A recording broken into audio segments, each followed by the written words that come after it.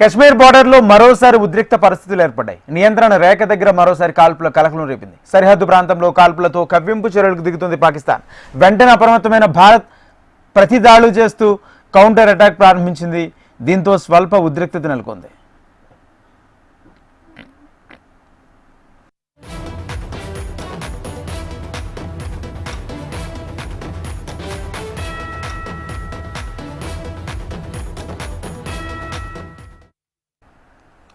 Kashmir border లో మరోసారి ఉద్రిక్త పరిస్థితులు ఏర్పడ్డాయి. నియంత్రణ రేఖ దగ్గర మరోసారి కాల్పులు కలకలం రేపింది. సరిహద్దు ప్రాంతంలో కాల్పులతో కవ్వింపు చర్యలకు దిగుతుంది పాకిస్తాన్. వెంటనే అప్రమత్తమైన భారత్ ప్రతిదాడులు చేస్తూ కౌంటర్ అటాక్ ప్రారంభించింది. దీంతో స్వల్ప ఉద్రిక్తత నెలకొంది. ఇదే అంశానికి సంబంధించి పూర్తి సమాచారం మా ప్రతినిధి ఆర్కే అందిస్తారు. ఆర్కే, ఇక పాకిస్తాన్ భారత్ సరిహద్దు వద్ద కాల్పులు కొనసాగుతూనే ఉన్నాయి. ఉద్రిక్త వాతావరణం ఉంది. ఇక్కడ పరిస్థితిని గాని కేంద్ర హోంశాఖ పరిశీలిస్తుంది. రక్షణ శాఖ కూడా సమన్వయం చేసుకుంటూ ముందుకెళ్తుంది. తాజా పరిస్థితిపై ఎప్పటికప్పుడు కేంద్ర హోంశాఖ, రక్షణ శాఖ, ప్రధానమంత్రి కార్యాలయం మూడు కూడా జమ్మూ కాశ్మీర్ లోని సైన్యాధికారులకు ఆదేశాలు ఇస్తున్నారు. వాళ్ళని దిశానిర్దేశం చేస్తున్నారు. అయితే ఇక్కడ చూసుకున్నట్టుగా అయితే ఈ రోజు గత రాత్రి అర్ధరాత్రి నుంచి కూడా హోరాహోరీ కాల్పులు జరుగుతున్నాయి. మరి నియంత్రణ రేఖ వద్ద మరి చొరబాట్లు కొనసాగుతున్నాయి. భారతదేశంలో మరిన్ని ఉగ్రదాడులు చేస్తామంటూ కూడా పాకిస్తాన్ హెచ్చరించిన తీవ్రవాదులు హెచ్చరించిన నేపథ్యంలో ఇంకా భారత్ ఇంకా అప్రమత్తమైంది. మరి ఏ దేశంలో ఉన్న పాకిస్తాన్ జాతీయులు అందరినీ కూడా భారతదేశాలకు వెళ్ళిపోవాలని పంపించేస్తుంది. మరి హైదరాబాద్ లో దాదాపుగా 200 మంది పైగా హైదరాబాద్ లో ఉన్నట్లు సమాచారం అందుతుంది. ఈ నేపథ్యంలో హైదరాబాద్ తెలంగాణ డీజీపీ జితేందర్ కూడా ఇప్పటికీ దీనికి సంబంధించిన నివేదికను కేంద్ర హోంశాఖకు పంపించారు. మరి ఈ ప్రస్తుత పరిస్థితి కానీ మనం కానీ చూసుకున్నట్టుగా అయితే భారత్ విధించిన శిక్ష అంటే భారత్ ఈ శిక్ష విధించబోతుంది అంటే ముఖ్యంగా ఈ సింధు జలాలని మళ్లింపు, అలాగే సింధు జలాలు వెళ్ళకోకుండా పాక్ వెళ్లకుండా చేయటం, ఈ ప్లాన్లన్నీ ఆగమేఘాల మీద జరిగిపోతున్నాయి. దేశ రాజధాని ఢిల్లీలో కేంద్ర జలవనరుల శాఖ మంత్రి ఈ సిఆర్ పాటిల్ నేతృత్వంలో సమావేశం జరుగుతుంది. మరి ఈ సమావేశంలో ఈ సమావేశంలో కీలకమైన నిర్ణయాలు తీసుకున్నారు. సింధు నదీ జలాలను కానీ పాక్ కి వెళ్లకుండా ఆపగలిగితే పాక్ ని ఎడారి చేయొచ్చు, పాక్ కి మంచి బుద్ధి చెప్పాలంటే ఇదే మార్గం అని చెప్పేసి కూడా భావిస్తున్నారు. ఈ నేపథ్యంలోనే ఇక చాలా ఆగమేఘాల మీద భారత్ తన ప్రక్రియ చేస్తుంటే మరోవైపు పాకిస్తాన్ ఇది తట్టుకోలేక నియంత్రణ రేఖ వద్ద విస్తృతంగా కాల్పులు జరుపుతోంది. మరి భారత సైన్యం కూడా పాకిస్తాన్ సైన్యాన్ని ఎదుర్కొంటుంది. పాక్ కి తగిన బుద్ధి వచ్చే విధంగా ఎదురు కాల్పులు జరుపుతుంది. అయితే దీనికి సంబంధించి ఈ రోజు కొత్త డెవలప్మెంట్ అంటే పాకిస్తాన్ రక్షణ మంత్రి ఆసిఫ్ ఒక వ్యాఖ్యలు చేయడం జరిగింది. అంతర్జాతీయ విచారణ జరగాలి పహల్గామ్ దాడి మీద అని చెప్పేసి ఆయన డిమాండ్ చేయడం. మరి పాకిస్తాన్ కి ప్రమేయమే లేదు ఈ వ్యవహారంలో, పహల్గామ్ దాడి వ్యవహారంలో. అంతర్జాతీయ కేవలం దీన్ని భారతదేశం రాజకీయ ప్రయోజనాల కోసం వాడుకుంటుందని చెప్పేసి కూడా పాకిస్తాన్ దేశ రక్షణ మంత్రి ఆసిఫ్ చేసిన వ్యాఖ్యలు దుమారం లేపుతున్నాయి.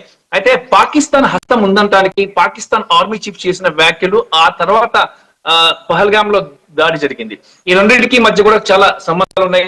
దాంతో పాటు ఇక తాహూర్ అన్నది తీసుకొచ్చినప్పుడే ఈ అంశానికి సంబంధించి పాకిస్తాన్ లో చాలా చర్చలు జరిగాయి. ఎక్కడైనా భారతదేశంలో ఉగ్రదాడులు చేయాలని చెప్పేసి నిర్ణయించింది పాకిస్తాన్. ఆ మేరకు ఉగ్రవాదులను భారతదేశం మీదకి ఉసిగొల్పింది. ఈ నేపథ్యంలోనే పహల్గామ్ దాడి జరిగింది. పహల్గామ్ దాడి నేపథ్యంలో భారత్ ఎంత మాత్రం ఉపేక్షించేది లేదని చెప్తున్నారు. మరి ప్రపంచ వ్యాప్తంగా అన్ని దేశాలు కూడా భారత్ కి సహకరిస్తున్నాయి. భారత్ చేసే ఎలాంటి కఠిన చర్యలకైనా సమ్మతిస్తాం అని చెప్పేసి కూడా ప్రపంచ దేశాలన్నీ కూడా చెప్తున్నాయి. మరి ఈ నేపథ్యంలో పాకిస్తాన్ వెన్నులో వణుకు పుడుతుంది. ఆఖరికి పాకిస్తాన్ తన వెనక వస్తుంది అనుకుంటున్న చైనా కూడా నెమ్మదిగా జారుకుంటుంది. పాకిస్తాన్ కి సహకరించే పరిస్థితి లేదు. ఎందుకంటే చైనా ఆర్థిక పరిస్థితి భారతదేశం మీద ఆధారపడి ఉంది.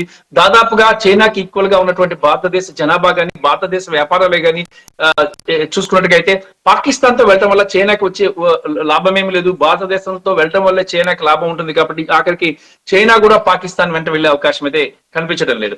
అయితే ఈ నేపథ్యంలో పాక్ ని ఏకాకిని చేసేసింది భారత్ ప్రపంచం దృష్టిలో. మరి ఇప్పుడు ఏకాకిగా ఉంది. భారత్ తో యుద్ధం చేస్తుందా, భారత్ ముందు మోకరిల్లి చేసిన తప్పుకు క్షమాపణలు కోరుకుంటుందా, వేచి చూడాల్సిందే. మరి అయితే మాత్రం మేకపోతు గాంభీర్యాన్ని పాకిస్తాన్ ప్రదర్శిస్తుంది. యుద్ధ సైన్యాన్ని గాని, అలాగే యుద్ధ వాహనాలు గాని, ట్యాంక్స్ గాని, అలాగే మిసైల్స్ అన్నింటినీ కూడా సరిహద్దు వద్దకు తీసుకొస్తుంది. మరి ఈ నేపథ్యంలో భారత్ కూడా అప్రమత్తమైంది. దేశవ్యాప్తంగా అలర్ట్స్ ఇచ్చింది. ఇప్పటికే అన్ని రాష్ట్రాలు కూడా అప్రమత్తంగా ఉండాలని చెప్పింది. అన్ని రాష్ట్రాల్లోని ఎయిర్ బేసెస్ గానీ నేవల్ బేసెస్ లో కూడా చాలా పోర్టుల్లో కూడా చాలా జాగ్రత్తగా ఉండాలి, అక్కడ భద్రతను కట్టుదిట్టం చేయాలి.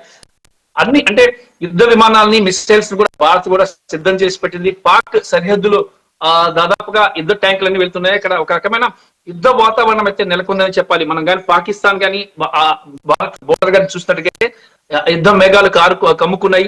ఈ యుద్ధం ఇదే ఒక పాకిస్తాన్ కి ఇండియాకి కానీ వార్ జరిగినట్టుకైతే ఇది మూడో ప్రపంచ యుద్ధానికి కూడా దారి తీసే అవకాశం ఉందని చెప్పేసి కూడా తెలుస్తుంది. ఎందుకంటే ఇప్పటికే ఆల్రెడీ అనేక యుద్ధాలు జరుగుతున్నాయి. యుక్రెయిన్, రష్యా గానీ, మరి ఇజ్రాయెల్ మీద దాడులు గానీ, అమెరికా ఇజ్రాయెల్ దాడులు కానీ, ఇలా చాలా యుద్ధాలు జరుగుతున్నాయి ఆల్రెడీ దేశంలో, ప్రపంచంలో.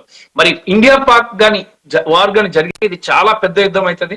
మరి ఇది మూడో ప్రపంచ యుద్ధానికి కూడా దారి తీస్తుందని చెప్పేసి నిపుణులు చెప్తున్నారు. అందుకే ఇక ప్రపంచ దేశాలు కూడా ఆచితూచి అడుగేస్తున్నాయి. అంటే భారత్కి సపోర్ట్ చేస్తున్నాయి, కానీ చర్చల ద్వారా సమస్యను పరిష్కరించుకోవాలని చెప్పేసి కూడా కొన్ని దేశాలు భారత్ కి సూచించాయి. కానీ 28 మంది అమాయక పర్యాటకులని పొట్టన పెట్టుకుంది పాకిస్తాన్ ఉగ్రవాదులు. మరి ఈ నేపథ్యంలో ఇక ఎటువంటి పరిస్థితుల్లో క్షమించేది లేదు, పాకిస్తాన్ ఒంటరి చేయాలని చెప్పి చూస్తుంది. అంటే ఇక్కడ వాళ్ళ వీసాలు రద్దు చేయడం గానీ, వాళ్ళని ఇక్కడి నుంచి బయటకు పంపించేయడం గానీ, లేదా అక్కడికున్న వాణిజ్య ఒప్పందాలను టోటల్ గా బంద్ చేసేసింది. గతంలో ఎప్పుడు కూడా స్వాతంత్రం వచ్చిన తర్వాత ఇంత ఎత్తున ఎప్పుడు జరగలేదు. మరి బంగ్లాదేశ్ కూడా విడిపోయిన తర్వాత కూడా, ఈస్ట్ పాకిస్తాన్ నుంచి బంగ్లాదేశ్ విడిపోయిన తర్వాత కూడా ఇలాంటి పరిస్థితులు జరగలేదు.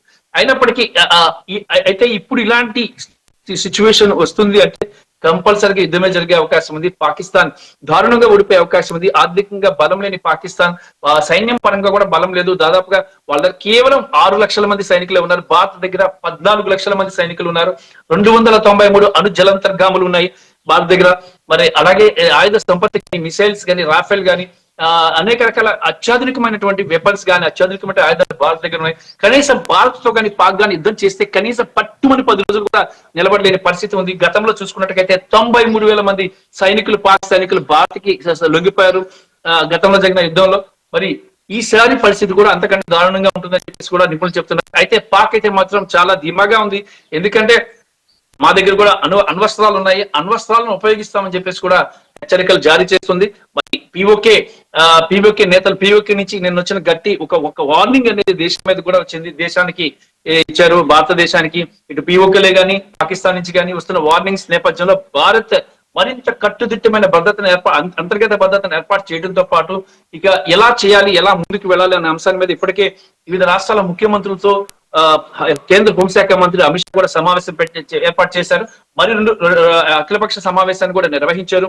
ఏం చేయబోతున్నాం, ఎలా చేయబోతున్నాం అనేది కూడా అఖిలపక్ష సమావేశంలో అన్ని రాజకీయ పార్టీల నేతలకి ఈ రక్షణ మంత్రి రాజ్నాథ్ సింగ్ వివరించడం జరిగింది. మరోసారి అంటే రేపు గాని ఎల్లుండి గాని ప్రధానమంత్రి నరేంద్ర మోడీ నేతృత్వంలో కీలక సమావేశం జరగబోతుంది. అన్ని రాష్ట్రాల ముఖ్యమంత్రులు, గవర్నర్లు, రాష్ట్ర డీజీపీలు, పోలీసు అధికారులతో ఒక సమావేశం జరగబోతుంది. మరి ఈ సమావేశం కీలకమైన సమావేశం. ఈ సమావేశంలో ఏం ఇంకా ఫర్దర్ గా తీసుకోబోయే స్టెప్స్ గురించి క్లియర్ కట్ గా చెప్తారు. దాంతో పాటు రాష్ట్రాల్లో తీసుకోవాల్సిన జాగ్రత్తల గురించి వివరించడం జరుగుతుంది. దేశ రాజధాని ఢిల్లీలోని విజ్ఞాన్ భవన్ లో ఈ సమావేశం జరిగే అవకాశం ఉందని అధికార వర్గాల నుంచి అందుతున్న సమాచారం. దీంతో పాటు భారతదేశంలోని సైంటిస్టులు, అలాగే ఆర్మీ అధికారులు అందరూ కూడా సంయమనంతో తాజా పరిస్థితిని పరిశీలించి ఏ రకంగా ముందుకు వెళ్ళాలి, ఒకవేళ యుద్ధం వస్తే మాత్రం ఏ రకంగా చేయాలి, ఎక్కడెక్కడ ఏ ప్రాంతాల్లో గస్తీని ఏర్పాటు చేసుకోవాలి, యుద్ధ విమానాలు ఏర్పాటు చేసుకోవాలనే అంశానికి సంబంధించి ఒక రూట్ మ్యాప్ ను కూడా తయారు చేశారు. కేంద్ర హోంమంత్రి అమిత్ షాతో వివిధ దళాల అధిపతుల సమావేశం జరిగింది. మరి ఈ సమావేశంలో కూడా వాళ్ళకి కూడా ఒక స్ట్రిక్ట్ ఆదేశాలు అయితే క్లియర్ గా ఇవ్వడం జరిగింది. పాకిస్తాన్ ఎట్టి పరిస్థితుల్లో వదిలేది లేదు, పాకిస్తాన్ కి తగిన గుణపాఠం చెప్పడానికి ఇదే సరైన సమయం అని చెప్పేసి కూడా కేంద్ర హోంశాఖ చెప్పిన నేపథ్యంలో అధికారులందరూ కూడా సిద్ధమవుతున్నారు. మరి ప్రస్తుతం అయితే జమ్మూ కాశ్మీర్ లో అయితే ప్రస్తుతం కాల్పుల హోరాహోరీ జరుగుతుంది. మరి సరిహద్దు వెంబడి మాత్రం యుద్ధ మేఘాలు కమ్ముకున్నాయి. ఏ క్షణంలోనైనా యుద్ధాన్ని ప్రకటించే అవకాశం అయితే ఉంది. ఎందుకంటే నీళ్లు ఆపేయటమే చాలా పెద్ద యుద్ధం. అంటే ఈ నీళ్లు ఆపేసిన నేపథ్యంలో ఇక యుద్ధానికి భారత తెరలేపిందని చెప్పేసి కూడా పాకిస్తాన్ వ్యాఖ్యలు చేస్తుంది. దీంతో పాటు ఇక చూసుకున్నట్టుగైతే ప్రపంచ దేశాలన్నీ కూడా భారత్ సపోర్ట్ చేస్తున్న నేపథ్యంలో ఇక ఈసారి పాక్ యుద్ధం జరగకుండానే మోకరిల్లుతుందా, యుద్ధం కోసం వేచి చూసి యుద్ధంలో ఓడిపోయి భారత కాళ్ళ మీద పడుతుందా అనేది కూడా వేచి చూడాల్సిందే. Thank you RK.